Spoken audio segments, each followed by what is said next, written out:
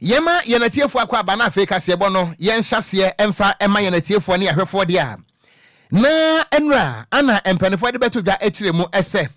ejinasi a akyame hina wo Ghana yemra hye bedwafie right honorable Aban Kensford Somana Bagben we see yese wogina article 97 clause 1G so declare yese emra hye bedwafo nan wo monfo makonya to hono no enra ana Supreme Court de beto dwa ekirem se Nyankopon yi adom na sene bibia mfiri soro a mete bayire ahomemu a ene ebrada iwade atemu no ebeba na ye kasa Supreme Court etime de wose ayoyo na ene asenie no ekoso no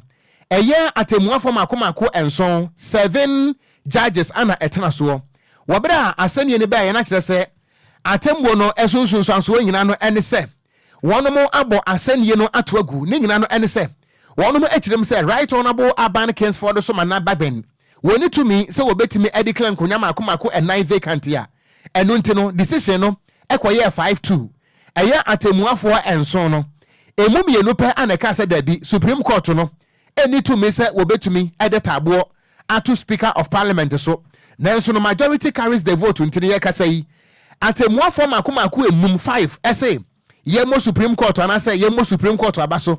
na yewura eye Speaker of Parliament so yemo na asam no entu nwa ye kasa yi Supreme Court to declare a Speaker of Parliament Nana Montoni say a ultraval a unconstitutional and unti yabo sansamo no atwaguo na ene wabra empedefo tenase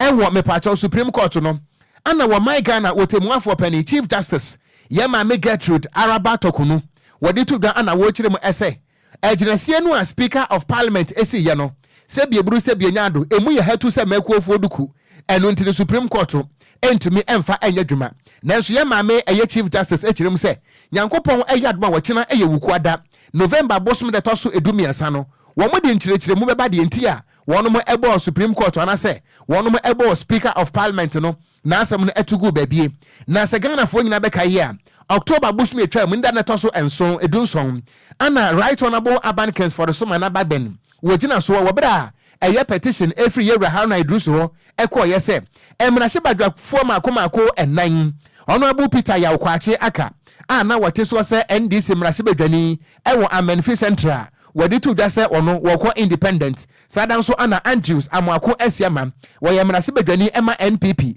ewo adanse fomena asante mantamu ana obuafo Kwadwo asante eye NPP emrahye badwani ewo sohum die otwato eye Cynthia Mamle Morrison wono so eye NPP emrahye badwani ewo agona wasinfimfire mantamu a wo mudi to dwa kirem se afi elections no wo mo ebekọ independent na asamu eba ye no akwese bola suja ene asedum aseso na no ana right honorable Aban Kensford Somana Bagben so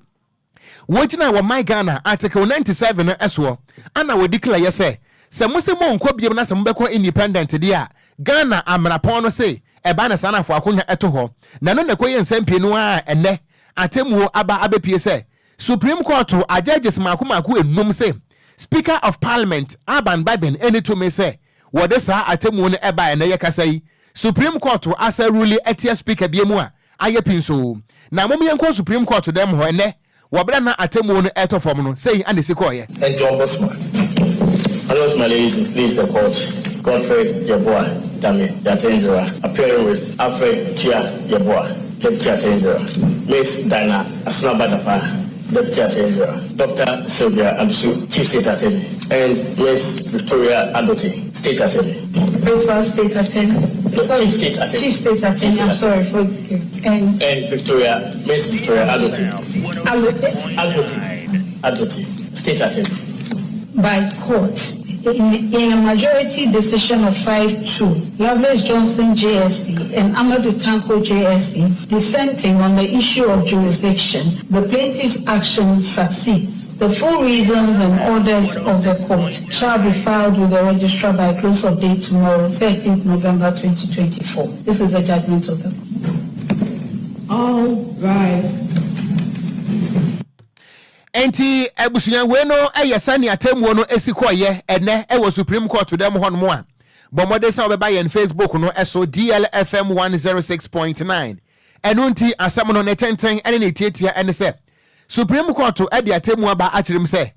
Ejinesi no speaker esi ye no emfa Ghana mrem eno ntini ya bo speaker ato atwene baby a emunsam eno no na atemuafo mako enso 7 ana etena so ewi akire no emu mienu pe ana kirem se Supreme Court nso eni to me say wotu sa na mo no na sa judges ni mienu eye Loveless Johnson JSC ana afen so no eye Amadu Tanko JSC wonum na kirem say Supreme Court nso anamo na wotu ye no entwa yi nanso no judges num ekire say womo eye right ntino yabo Speaker of Parliament atwagu a emunsam eno no ya to aka sebo no so anenne yegusu agiramo ewa Supreme Court atemu aba bonten enene som na majority leader Alexander afenyo maka ono ye masebedwane adema de sha wanum gwa futu wakasa akirem se ne wo hwe Omagana court kubatan Supreme Court na temu de aba bonten na we emu oda party sa no manam dissent Ghana fo nyina ye moye nsem kase pa emfama Supreme Court na visa adwuma maye no eye adwuma sono pam wakasa akirem se ade ba ko a obeto de asre ndi samanyuko na afin so masebedwuma cha mehene right honorable Kingsford aban suma na ba ben say atemo we de emuda ho pa ne sente mo ne ho moden say obaje de atum na adwobro etua ba Omagana masebedwuma firi say na say de yakoso no o kirem se ne bo enwo so kram na Ghana fo beka ya October bo so me na to so eya edu enson na masebedwuma cha mehene ebeka kire Ghana fo nyina ne say nema hudo bi kwaso masebedwuma nema Enquires kura ne sente masebedwa fo mako enan o ma wo mutirimu pese on pese on kopre masebedwa kwanwa ewa kwantri krodi munti sa na tie de a emran su tie nti monkotena fie na monya krad na eto abade mamo pe na masawro masebedwam na sama masebedwa fo mako enan dodi kan eye Andrew Wasiama fomra masebedwane evizo boafo Okogyeabour Santisi hum ono no butu honom ena oye masebedwane ma de sha wono bosu hum Cynthia Mamle Morrison so ojina de ma de sha wono mo eye Aguna West ena afin so Peter Akwate aka eye Memphis Central ono so masebedwane wo honom ena babi meka kira omo se monkotena fie visa na ma twin enye na dey sem we mu na afenyo market kirem se dabi speaker na o mani ni yenti o tebira asem ni kopie mu o court na ne Supreme Court atemu na ba na mo kirem se mu adepa ne sente na mo Supreme Court no tu no eya pa na mra atemu no ba bonten pe ena ze majority leader Alexander Afriel market reference am twa for momra pa visa ensem na todwo ne mu odenti na toto srada NDC ena afin so maso jema kira ma henen Mamodin semu ato jan mo bedi mra so firi say court ena akasai emu entiremu enie. They argue strongly on jurisdiction that for them, aspects the case should have started at the High Court. You have 2 judges saying that indeed the High Court should have been the appropriate forum. You have 5 judges saying that no, the Supreme Court is the right forum because the matter deals with interpretation. So that's the beauty of it. In the final analysis, the majority says that it is a case for the Supreme Court. They've interpreted it. However, even the dissenting opinion had agreed that all reliefs are upheld. They agree in substance that the matters that we raised were right in law, that it was important to raise those matters, and they also disagree with the speaker that he had no such powers, except that they were of the view that it should have been at the High Court. So it means that on all angles, Mr. Speaker indeed did not have the power to do what he did. That's as simple as that. Actually, this was very emphatic in terms of how 5-2, how it went down. Obviously, now the ball is in the court of the speaker. You have a message for him, how he should act to ensure that the House gets back in business and do the right decision. Again and again, Mr. Speaker is solely responsible for the peace of the House. The ball is in his court. I want to use this opportunity one more time to assure him that my view of him in terms of engagement has not changed. Of course, he can be unpredictable at times, but I expect that we'll continue the engagement. I will continue to knock at his doors and engage him. I'm the leader of the House. If he as Speaker, we cannot work together, then we cannot ensure sanity. So I'll continue to engage him. We have had our disagreement. Today, the disagreement has been settled. The 7-member panel agreed that he has no jurisdiction to interpret on the matter. However, 2 panel members expressed a view that yes, the issue of jurisdiction on this matter lies with the High Court. Eni awoti ye aya majority leader Alexander Afenyo Maken ena otem se de court na kano emu de pa ni senti NDC ena fi masibejo ma chama hene wanom enje mfantumum enu achi na kane attorney general no kura se mekese ona masibejo ne edema de sha wonom esikado keten wana bujo gate su kirem sei ensem we de mu de pa free so my Ghana Supreme Court no trans no bu atan obi antumi nane atemu na nenti NDC amanyuko ni mu ma omo ya masibedwafo omo nje mfantum ena afin su masibejo ma chama hene right honorable Sumana Kingsford aban baben jitum every sem na su de betua bo my Ghana chekere no etimi akwankan. Today's matter is that as far back as 1968, after the first Republican Constitution, we decided as a nation, which can be seen by the proposals of the Constituent Assembly, that two things will happen. The first thing that we decided was that we will have the judiciary interpret the Constitution. In fact, they said two things. They wanted the judiciary to be the ultimate arbiter of what the Constitution says, and they also wanted the judiciary to be able to give advisory opinions. The people of Ghana rejected the second suggestion and said that the judiciary should not give advisory, but the judiciary is the body that should interpret the Constitution. The second thing that is important in that entire the 1968 proposal for that, they decided that Parliament will not be supreme. The supremacy of Parliament was not accepted. What they decided was that Parliament will be under the Constitution. And so all our constitutions since then have followed this position. In fact, the 19th, when the people through a referendum voted to bring this Constitution into force, and the Constitution tells us that the supreme law of Ghana is the Constitution. Everybody else is under the Constitution. Nobody is above anybody. Everybody has his role. And so the fact that the Supreme Court interprets the Constitution does not mean that they are above anybody. Any awoti ye aya akana attorney general no cry so eye masebe dwene ogina mu ede ma de hia one more esikado katen e na wotre mu say sa na moto na aba no etoyi pa ne den ede hona bo jogate ne na ati ne no achi e na mra temo no kwa we ya wamba modern friends em trefo nhye mu nyina we ye pe e na MPP amanyoko mu masebe dwafo ne kirem say we de ye momome ne ye mo se pa free said ya bai emu de pande de ya hodo e course Supreme Court e den na mu no eno so mu enchiremu nie. We are one to save Ghana. The elephant is that we the same.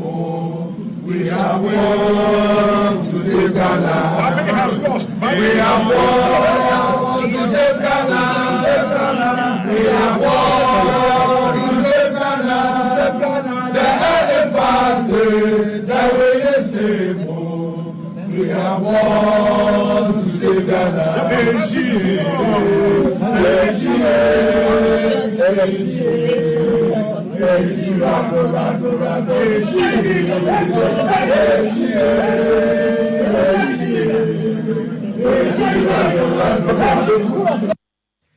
Dede ya woti ye MPP amanyoko masebe jafo ne Supreme Court ruling ni ba bontempe na mu kirem we mu odani senti mama ya ntanyom pa emfa enkanya Ghana for emu kiremu ena ye de asimwe Yentoa awia pram to breka sebo no eso ewo DLFM 106.9 na ansa na yebeto aso no tiewe meba. I am Philip Apiakobi, also known as Roman Father, running mate for Ghana Freedom Party. Nhyiraba Kwadwo Ghana Freedom Party. Nhyiraba. Me no be judgment no dey only be a Roman Father. I'm a teacher. Nhyiraba abranche ojare na so. Nhyiraba. I am Philip Apiakobi, also known as Roman Father, running mate for Ghana Freedom Party. Nhyiraba Kwadwo Ghana Freedom Party mame. Me no TV party. Nhyiraba. Me no be judgment no dey only be a Roman Father. I'm a teacher. Nhyiraba abranche ojare na so. Nhyiraba. Enti ebusua enye no ma yento akasebo no eso ebusua de enti a me bossa anyway no sebi empenisi techrema empro na omen yanka bia nhyem ana Ghana Freedom Party kofarba ye mame akuadonko ebeto odwase wada ne benkum so a ebenada bi edi yewuo na ayawe ho sempa papa na no na mpenifo de to dwa ekiremu sebi se ete etua na etetuam asansan so kwa etua wadnachiri ebeja akromanti sabre no yenua na wobo mame akuadonko akiri dom se franka akurani abedi akiri eye Philip kwabena apia kubi Roman Father aye no ewofia hen wono na mame akuadonko eyinu se wonkoye franka akurani abedi akiri emfa ema no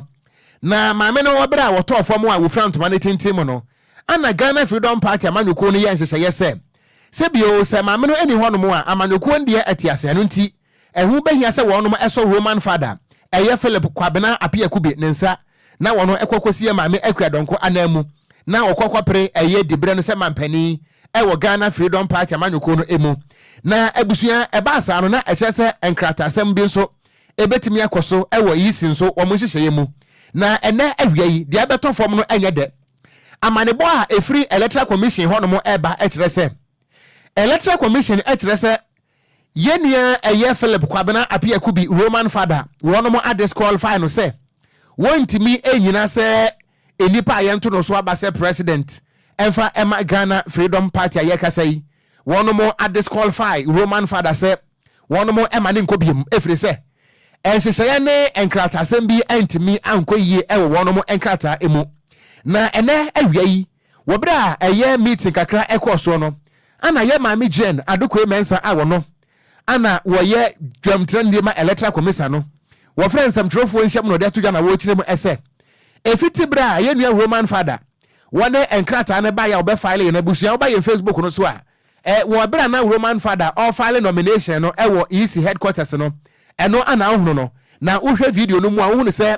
deputy EC in charge of operations Yewura Samuel Tete wono so agina mu ebia wono ne nsam ana ye nua Roman father eden nkrata no ekwohye ye nanka yenim se o bibia da din amanyamia dom Roman father de se de wonamu anka ekwana tene totia wokro nanso no ena wie de ete ye no enye de electoral commission ababonten a kire mu se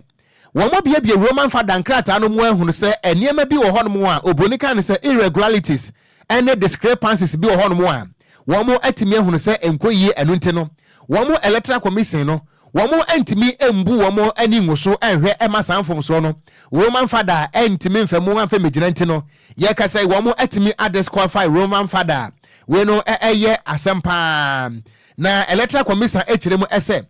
wo mo se maami akua donko ewu ye no wono mo ade akwanya 10 days ema Ghana Freedom Party ene yedua Philip Kwabena apia kubi Roman father se won fan pebre na won siesie nkrata ahodo bi ni ade na no ana Roman father de koye no afei ana electoral commission aba bonte abekire mu se wo mo bia nkrata mu no mahunu se emfomso kakra ebi wo mu a Roman father ene Ghana Freedom Party amanyuko no wono mo antimi anye corrections ensiesie sa discrepancies no enu nte no eyamfomso nso a electoral commission kire se wo mo ntimi mfanche wo mo gina so a wo mo disqualify Roman father ene Ghana Freedom Party se nyankopon eya adomu a 2024 elections no Roman father ana fenso no eye Ghana Freedom Party wono mo entimi enyina kra ese yanto wo mo so aba ese amanyuko a we no ene enkrata ahodo a electoral commission edi aba in fact hadwen nenso wo be ne den Kwadwo oko diaba na aba asem we de emu nheda enye yede emu nyede because ne nim say yenua bema Roman father anamwa a wotu fiti be de say Ghana for be kaya be de say na watwe mienu komyensa ni de Roman adaje ni pusokra na tin nyina hwe ne mu se bra wo bra ne nyina chi nkaja obenya akwanya na nka no so represent the party no na nka Ghana for atumi ato abade ama enwi ohu be ba ne say no ha adwen Kwadwo de me tete me sources a kire se na nkopem wachina there will be a serious press conference. Okay. There will be a serious press conference. A free Ghana Freedom Party for that's it. Yes. Now we anticipate 1 or 2 things here. Ebetimi atofom. Okay. Ehu be here. That's it. Ehu be here pass ombetimi ne Ghana for nsentwe for din sa wo so ne ehu die ntia. Ekoba ne sade eyisi ne ka no sa na tie ana de na akoso ntiama ye ne a Roman father o matumi eyi na esi make se ne se Ghana Freedom Party ne de omunya kwanya enkotu franka ni bi omunya kwan enkobi na emom no Kwadwo onse fia de ye no ye cross check sansa na yaba de ye tete it's alleged but it is bound to happen man penny brofo was say it is bound to happen betimi asi ebetimi asi se anhwa ye maami akua donko na picture de ebe remaining on the ballot paper Oma disqualify party ni dia eno na da ho ye de so ni sika na otwa na mama the picture na da ho ana 75,000 Ghana cedis ebu omo 750 million ebi om na sempa o na semwa disqualify dia ne phone dia da ho ye de because hedo obi akoto ama no e wo mro no so wonka ho sempa o we the Roman father we the yebeka sekafra because the sie the emoya if we say bra wo bre ye ne pra wo pri nyina no na nyese na nka opese beka kosie nanso akoba ne sa ye de mpa bota we cheni se mre pemu no ekwenya foforo ba enima na mo abesan tu abi kura na mu be de kura sene we nti we de okon me ya pa man kana mboa me ya fi se Roman wa bre pa onawo ifutiri ma me akua donko tofom ontena se da wa bre pa nti ne ye hwe ani mu ase bibia betimi atodin na nkaja akoye nkunmidi ma adema party ne fi se ma me akua donko firi mu no ne aka hwe ani mu se ma me ntia simpo anka anya hwe kwa na nka menyuku no ebekwaso asi akan na nka Ghanafo ahodo mo ma me hu do no etimi ato abade ma yenu awe ma Roman fada ba Kwadwo na amfai Kwadwo question nie ma me akua donko nyame mfa ne kransie yie na electoral commission agena tum tio sanete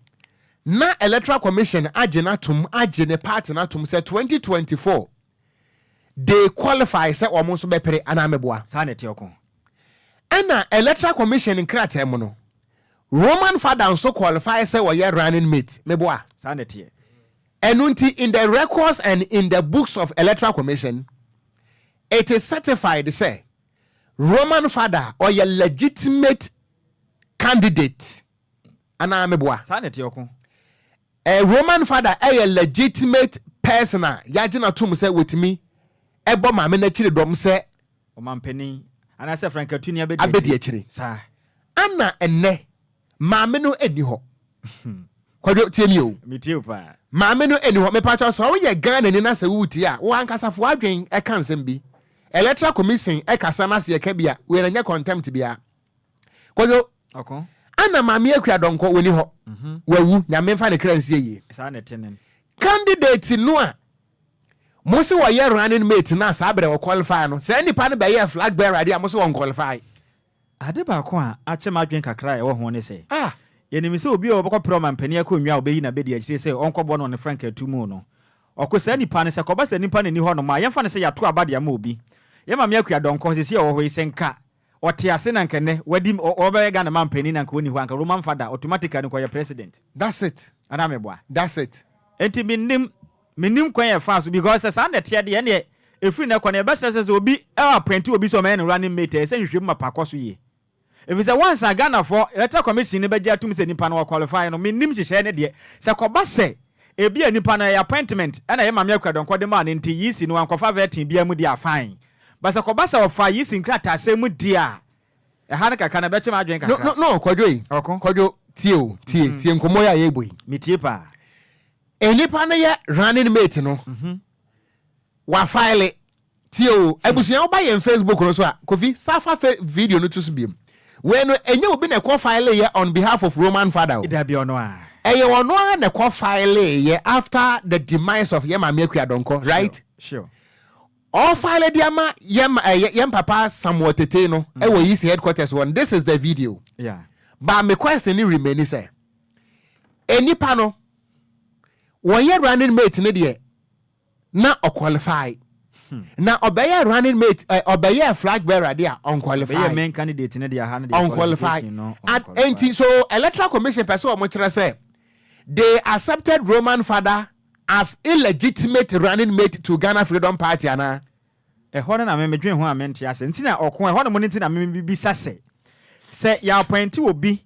se onkoya running mate sana yisi no enkrata asemu no enipa no mo hwehwe ne nkrata asemu evet ne hu se bibia dem kama o qualify so o meya running mate no kwa na me che ma adwen no se ba so mo hwehwe mu hu se na o qualify de a o mo hwehwe e ba ne sein o mo hwehwe mu so ma hwehwe mu so ade nti no ma hwehwe mu no me hono mo na che ma every say enipa na o komeba de nti am business ane se ma hwehwe mu de a muni mi se o ma na yetim se se ya to abade mu obi no ba yo mampani a automatically se nipa no kra ne so mampani na nkasa tu kwa na ba de ache ne ba yo mampani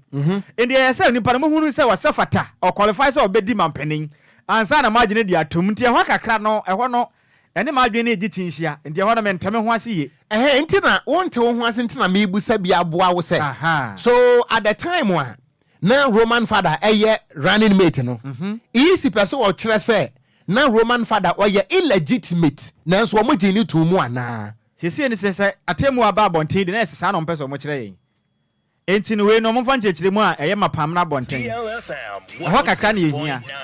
some de won be ka kire mu se nkata some de ba ne ma bi makomienu bi entoyi na momo no moje na oba be ye running mate no ehwa na mo ne de na bibia dam din ana ehwa na ye pese ye te ye ho ase ko de wonim se Ghana ha ho there are some positions bi wo ho no a so person will be serve as a public officer And maybe on my agent, so you shouldn't even come near that position. And it says, say, we a dual citizen. Yeah. I don't think says we a dual citizen. Electoral Commission cry by Joe say be running mate to a party because we a dual citizen. You owe allegiance to 2 countries. But here is the case here, Kofi. Video na pause. Someone me and Subium.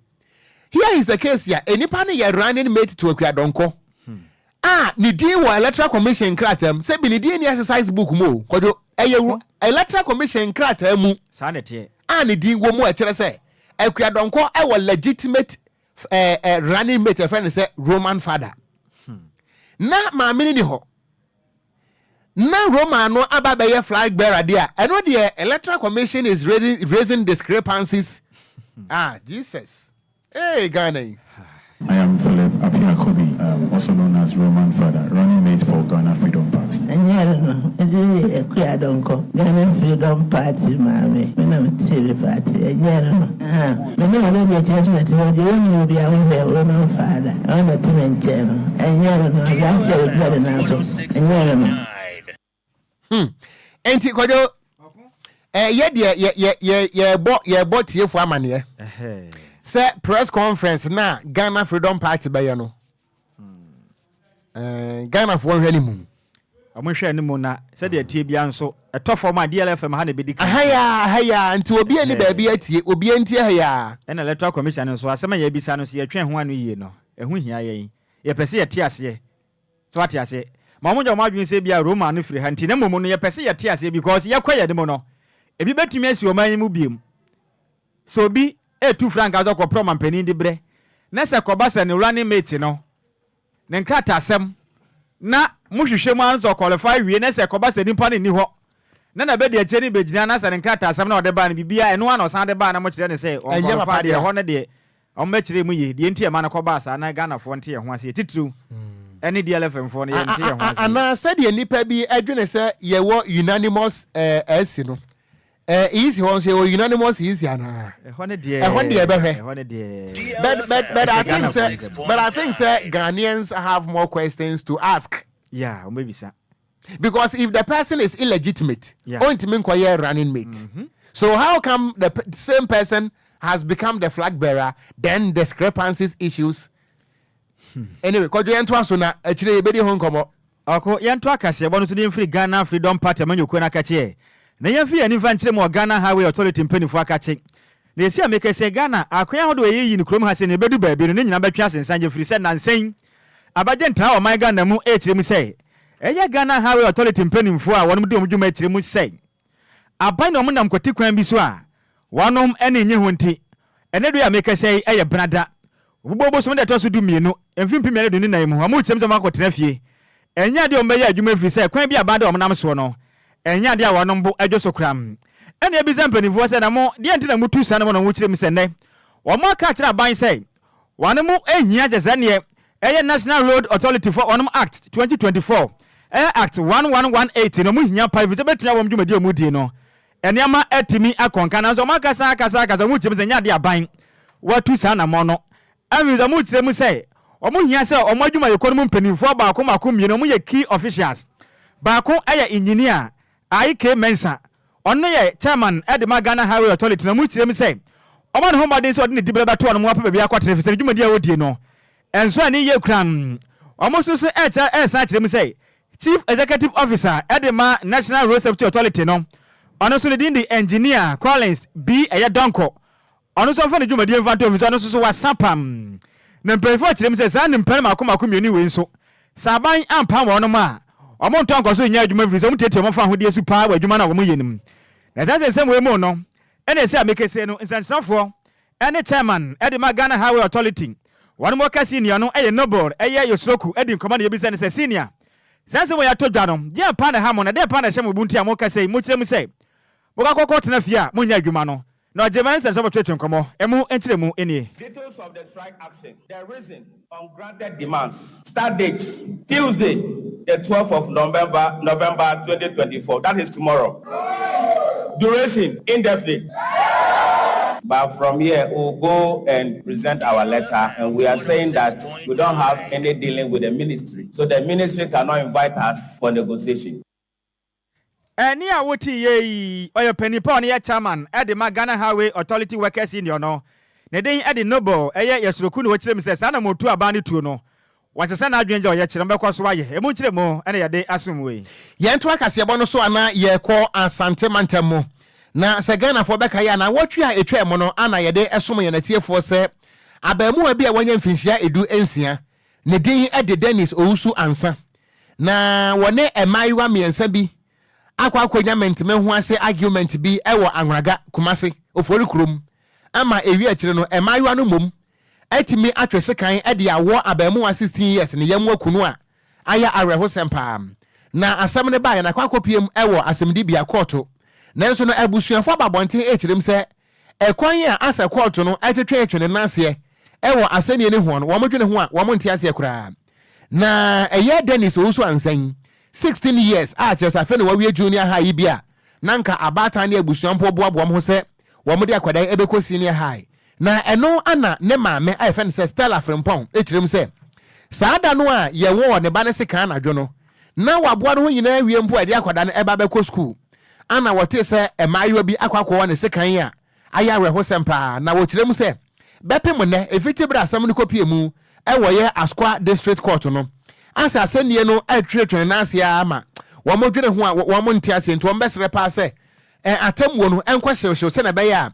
ade se atentre na justice nso no ebetimi afa na ntoma pa afira na akwadai a wawuei ninia apani ede Victor Owusu Ansa wono so ede todwa ekirem se sama ayo no a wo modese kan awoni nia no wo mo pehuro papa ehuro wani a wo behuru sa nti se wo ko ebipe na wo mo do so nti na wo motu agosu nti wonde wo se emayiwa ne kohuru ne nua no ana ebia ne nua ne bufu ye nti no ebia so wo bo wo bi o se obi nso na bo no enam so amaya ne mbom etim de se kan awani yam na mbom de wo mo sere busua nyina no ene se animu ya no court no wo sere court bonwade pa se atentre ne ene aseni ne ebetima ko enkanen na busua ba ye Facebook no eso a eye Dennis Owusu Ansa sabere ya woni se kan ekunu no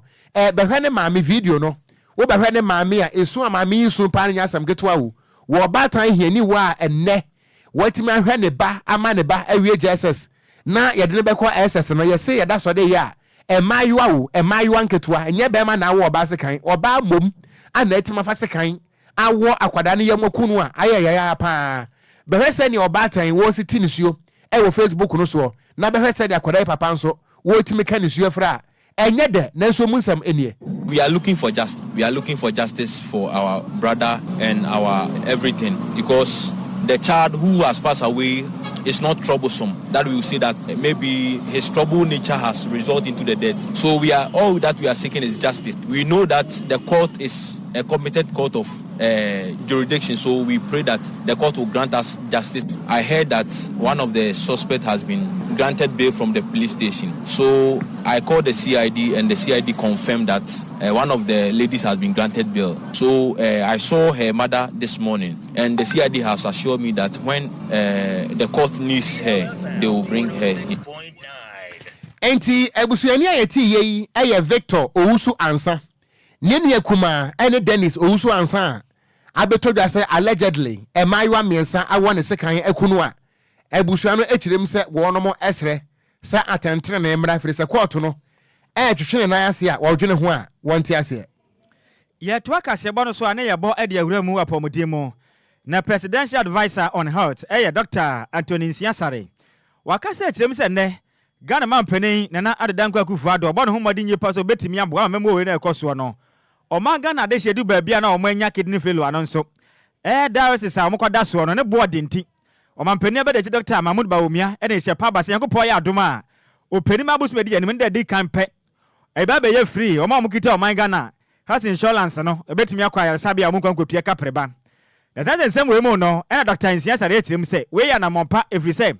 abana nkasa di kan no obje Ghana fo hu ye pam Ghana man pen na danko Akufo-Addo ne Dr. Mahmoud Bawumia omje Ghana fo hu ye papa wakaza echirim se de enti aban ya ne sa ne se ne Ghana man no ebretitu edu ba bia ne sikasem no omusa aban ne bo ne homodin ye de na so edu ba bia na ensemi ho no ma ne ha kakra o chirim se dialysis machines no ne bo den ukoda so sika betwe ye sika kuma ne senti we betimi ya bo mo man Ghana obi a ne busuani be wakoda yaresabia no be hia sam fidie ne bie ne betumi aboa mo sika sem no basa health insurance net me ebe yi say o hand ye free honom wakasa etem say no we tu nya ne say Ghana ban pese otumi boa ebo moden aboa ma health insurance net mi gina ne na so ye se betimi abo no man Ghana so yetimi akoya ne mpunto mum Dr. Insiansa Rasa akese etem say anasabi akese bi o man Ghana mu a ukopie mo kolebu avizi konfo anote ena fian kwanta ene Cape Coast eye teaching hospital no sa kopie mo sa dalses ahodo e ho no mo na amanfo koda so otim se ne bo no iye enya sem ku woni bo den papa ne senti Ghana ne koda so abede se don hwere kakra bi na sika abetua ne sika kuma ento otim se Ghana de hye mo amuni eye health insurance no mo nkoye bi efri se we na aba na babgo ma man Ghana ala sabia no bia timi komu a ebe ye fa ne kwa utumi enkobo ekakese bia wakasa tim se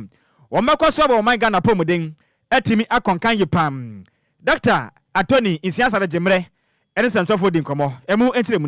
committee which was set up by the National Health Insurance Authority, which I happen to be the chairperson of the committee. We look at the number of people who are on dialysis. You see, dialysis is one of the modes of treatment. I'll call it, it's a stopgap treatment for chronic renal failure patients. So we look at the totality and how the burden is and what is happening across the country. The number of people who are on dialysis in the 4 major centers in the country. You know, most of the patients go to other Kolebu, Konfanochi, Ifekwanta Hospital, and I think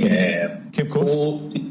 Teaching Hospital and then Cape Coast Teaching Hospital. So we look at these centers. And as you rightly said, I heard you saying that there are some few people who also go to the private institutions. And then there are also other hospitals like Bank Hospital, and I think EGMC also have maybe a dialysis center. So we talked of the vulnerable group. Ni awoti ye presidential advisor on health. The day and the Dr. Anthony Insiansa no team the dialysis na ban de Ghana for mati dendenti.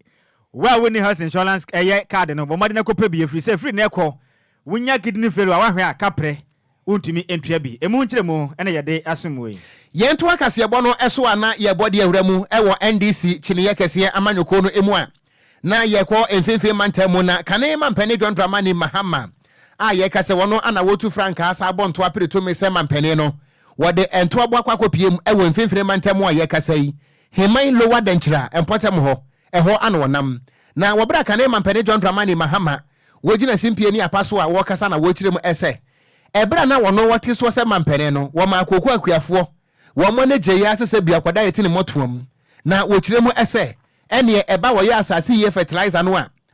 na wo de ma koko akuafo yi eba eye koko spraying program so a ene koko akuafo se ye guso ma wo mo anie enu nti na wo mutimi ete no ebrebre mu nanso wochiremu se ebe se mfinhia nwotwe ni Ghana for de to me ema mampene Akufo Addo ene Dr. Alhaji Mahmoud Bawumia MPP for no womo ama koko akuafo nsesi fom wochirem se ye kasai koko sector no agu enam so krampa ma ye kasa Ghana Cocoa Board ekatwitwiridie ana abeto dwa se womo abone nyina no ene se amemu obone a aban we ehunu so nti anene watimi agu koko sector no kane mampane John Dramani Mahama ye kasa no wochirem se 2016 no sabre na koko akuafo womo ni timeji papa efri se eye produce buying company for PBC for nkwampo na wo mutimi to Ghana koko no 30% efri se na wono mo ewa hoden ewo sikasemu nanso na aban we baaye PBC for okra adwuma aban we atimi agunu a wo kirem se ebrasom se Ghana fo nyina ati ase se Ghana koko no betima konkan de a enye Dr. Alhaji Mahmoud Bawumia wo efri se wono mo mienu ana atimi agu koko sector no enti Ghana fo hwe na nyame ya adomo a wopanima abosome no ne da etoso enson wo mo ntoba emfa ma chiniye amanyoko ne efri se wo mo ba koko fo no wo ma ye bi pen na se bimpanisi obi a waye bi da ye ma ne mo apiafo a na nyame abiewu eza Abraham this wa baimu na koko ekwiafo omo enije every say if afibia ye disika ne ka ho afibia ye disika ne bi ka ho ye hwe se ne ton wa manone a na ye hwe se ne dollar ni cedi ne etitie na ye de koko ekwani no sika ne abia ka ho okoton ne koko ne bonus ehwa near the bonus nakano. Fertilizer near my free. And no near my free. Also, and that's there. Yokoko Ejuma at Tiaba Home. Yokoko Ejuma, a friend of produce buying company. Abraham Yama and Penny, 2016. Affair, a chat to a free abemo. Produce buying company in Kwa, Cocoa Motor or Ghana, 30%. It says, what you check Ghana Cocoa Moa, Bear, Miensa, Bako, Omonetoy. And then Menoka say BBC for Bosom Edudie, Yekiomoka. Afenso Coco BBC Nibi Ohana. Ejumanegu, I'm a bank for Abetre or mo trucks Jinako, Bosom Dunye, Yentiomoka, Bibia Yadishomosa. Enti abusuani ayeti yi eye Ghanaian man pene John Dramani Mahama a wono na wotu franka ewo ND semanyuko ne die mu ana wode sansem we etu dwa na wo bewie na wo kire mu ese Ghana fo sheda en wasi nyankopon ana ma Ghana fo to aba ede ma mampani akufo do 2016 se ne be ya wono mu ebehunu ensonsanso ne ensonsono ya eda NDC ene MPP ntam wo kire mu ese NPP amamwe ba ye mfinhia nwatweniye ye fra wono mu nana ba womia wogu adwuma the first emunsam enie na yadesha omosano na yawarehemu se enyoma omukaye no ni nyina bebam enso enfie wotwini ye nyina yehu omamambo na me debia mekotofom na meda menyame ase a meda nyame ase se oma MPP nso Akufo-Addo ni ba omia oma omakwanya oboso ombedi oman so Ebi said, Ankambana sa ena ye di nkunim 2016 na. Anka bibie ni ho a yebe ya ebe so Ghana fo ni. Sebi. Anka ye di nkunim so ena omo ama. Anka ya adwimu ebe se sa asimesi fo yi. Omo na ba ya anka Ghana ye. Enti de nyame asese obi ekwan ma omo. Abra na omo kasa ne omo ni nyina. Ni eni emfanto ho a ye de behwe omo eni NDC aban no. Nso ene de emfie wotwe na abai yetimi ye mfato ho ye mpanyifo ene ka se yaso ansa yaso ensuo ye hu ne mu odu enti Ghanaian man pene John Dramani Mahama wode sansem we tudwa e wo heman lower danchira e wo emfimfim mantem na wo kire se Ghana fo aso ensuo aso ensa no mo hunu se ye se na mamu no ebeti ase na ebi nso begu nnwuma ana wo kirem se emunsam eno no ya to akase bono so ya de kire mu e wa santimantanim na santimantam to training e de ma MPP osoro kokwa manyoko ne Bernard Entwibosi akwado abono na ne sei chema wontumi wakase kire mi sei omampenda da ono ye frankatuni e de ma NDC manyoko no omampenda da John Dramani Mahama ne sikaba no botom dweta abehye ne hunti o che sika de ma manfo so munkotu franka enko prebe kwa yakonnwa no o kire mi sei sana mo na omampenda da John Dramani Mahama etu no ebe ya wonya kram Emma ne dom ekwehia obekwai e wandra dwada o kase na o kirem ze ye ne ya papa firi se ono wankasa tifie e na domi ba ne njenze o ye MPP fo no makofa MPP atale bi ahye na mo kase chairman ye pese ye komprema se bagya konya no mo ye pese Joe Wise ye tunu firi ade se firi se papa wa sapam Joe Wise e ye first deputy e ye speaker of parliament no mo kirem se wasapa papa ne senti ye pese ye ho no ye tunu se banche ne senti bo made na boa yen e na chama wutun bi za ne se na we de se mo ye MPP fo no so ye MPP ni adentina mpese mutu ni sei o chemse de bi mmoma de asamba tan nachi na nhwoma wa ya nyina kire so mampenda da John Dramani Mahama abomaden o sponsor amanfo esense sikaba no botom dwete enti obasa mokutia MP amanyoko no wasantimantem wakaza kire mu se ne da ya so amba mu da na wonso awu na akotu franka sa kwantre kwa prema se bagya kwanwa awase na santimantem de abano moham chiche mu yenu mpo enya de abenya chama wonti jemre ene dom ne kasaye emu enchire mu enie kwa situation here minimum sa adwumaden adabia no ene wosomo free UP panso na dabia no wode somo no minimum sa aye 2024 yi me say na muti Alhaji Dr. Mahmoud Bawumia will be the next president of the Republic of Ghana. Papa B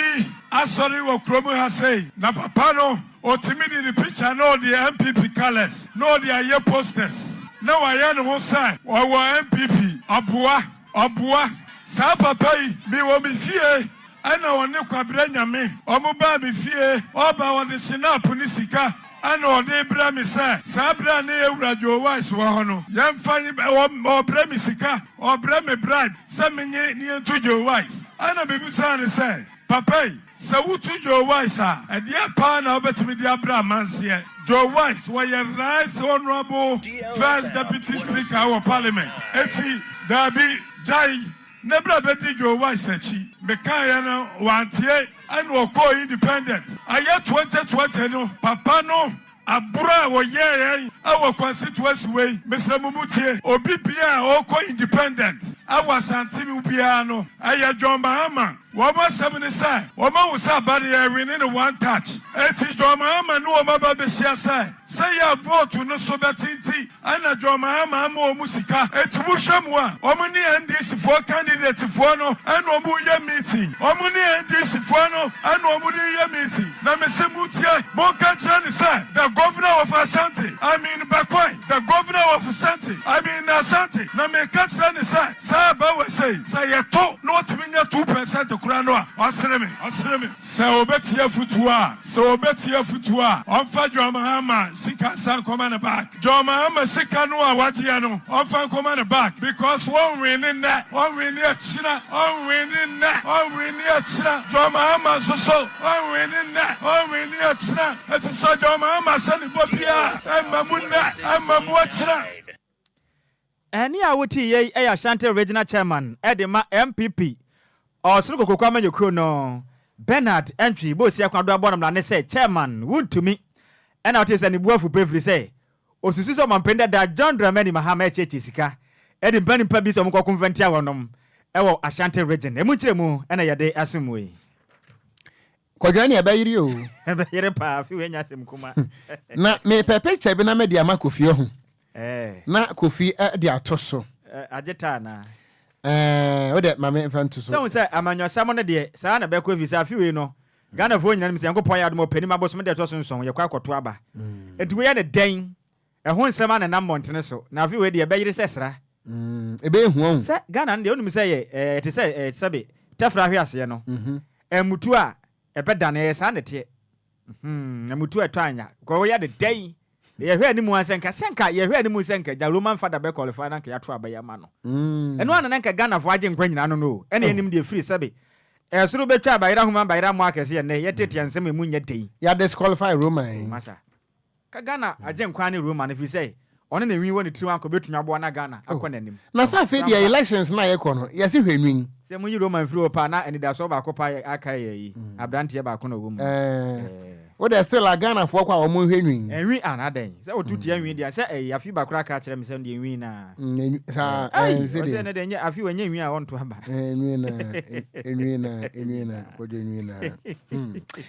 enti abusuama menko Facebook no so na menkan Ghana fo adwen kire kakra na piaga ana wasese wono otoma NDC kra nko nyare ana wode abai na kwaso daako ana wose ayasemo ana Kofi Parliament wose Ghanaians always want to try anything on their way mama yen hwe ye huye pa ana wose news ne loud and clear wo Agona Bobikuma in the central region although it different tema wose NPP we are breaking the 8. Okay. Mate, meda se. Anna Zenabu Adamu. Anna say good afternoon. Wafa, I am watching you live from Kaswa. I'm from Zizi Salon. Okay, Zizi Salon. Anna see good work done. Greetings to Kofi. Any Kofi any now demono. Anna Vada Katara was say Ghanaians are not surprised about the outcome of the Supreme Court judgment because NDC MPs please focus and leave those ones what's na womunim de besi Supreme Court under dante we anya omwanwa ana amankwa Cynthia was say aw this is so sad you so sad ofa catch a Roman father say we do nya akoma na nyame be ko ama na ndaso nya nsan meda say ebusia ye begina we so na kase bono ye de asi na ye so so anana adwase okay. And so ene Kwame Efum ene sexy journalist team ne betena na DLFM no womo ede asomo enu ntia so de a menchim every ha na Frames house and I say good afternoon wofa always you make me happy say ya de mo pemi enie say de mo pemi yeah that's it enti Kofi tell ade ko Facebook no so na akenkan fo nso yeyemienu meeting at the gangster katia meeting kura Okogyeabour Ocran mene. Nhyiraba Kwadwo Sammy B. Yada mo nyina se awie yi, e ma mo nyina mo. Enitia wogye yen wo boja.